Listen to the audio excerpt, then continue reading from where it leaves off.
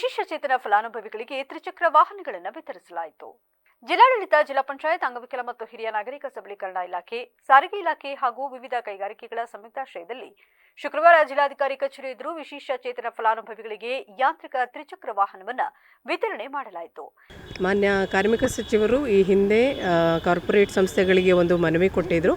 CSR fund ಕೆಳಗಡೆ ವಿಶೇಷ ಚೇತನರಿಗೆ ಒಂದು ಟ್ರೈಸೈಕಲ್, ಮೋಟಾರ್ ಸೈಕಲ್ ಕೊಡಿ ಅಂತ ಮನವಿ ಕೊಟ್ಟಿದ್ದರು. ಆ ಮನವಿಯನ್ನು ಹಾಸನದಲ್ಲಿ 3 ಕಾರ್ಪೊರೇಟ್ ಸಂಸ್ಥೆಗಳು, ನಮ್ಮ ಹಿಮ್ಮತ್ ಸಿಂಕ ಮತ್ತು ಅರವಿಂದ್ ಲಿಮಿಟೆಡ್ ಅರಸೀಕೆರೆ ಮತ್ತು ಸುನಂದ ಫೀಡ್ ಸರ್ಕಲ್ಗೂಡು, ಇವರು 3 ಸಹ ಕಾರ್ಮಿಕ ಸಚಿವರ ಮನವಿಯನ್ನು ಮನ್ನಿಸಿ ಇವತ್ತು 7 ಜನ ವಿಶೇಷ ಚೇತನ ಫಲಾನುಭವಿಗಳಿಗೆ ಟ್ರೈಸೈಕಲ್ ಗಾಡಿ ಕೊಡ್ತಾ ಇದ್ದಾರೆ. ಇವತ್ತು ಈ ಕಾರ್ಯಕ್ರಮದಲ್ಲಿ ಮಾನ್ಯ ADC ಈ ಸಂದರ್ಭದಲ್ಲಿ ಉಪವಿಭಾಗಾಧಿಕಾರಿ ಜಗದೀಶ್ ಗಂಗಣ್ಣನವರು, ಜಿಲ್ಲಾ ಕಾರ್ಮಿಕ ಅಧಿಕಾರಿ ಯಮುನಾ, ಜಿಲ್ಲಾ ಅಂಗವಿಕಲ ಇಲಾಖೆ ಅಧಿಕಾರಿ KR ಅನುಪಮ, ಹಿಮಂತ್ ಸಿಂಗ್ ಕಂಪನಿಯ ಗುರುರಾಜ್, ಸುನಂದ ಇತರರು ಹಾಜರಿದ್ದರು.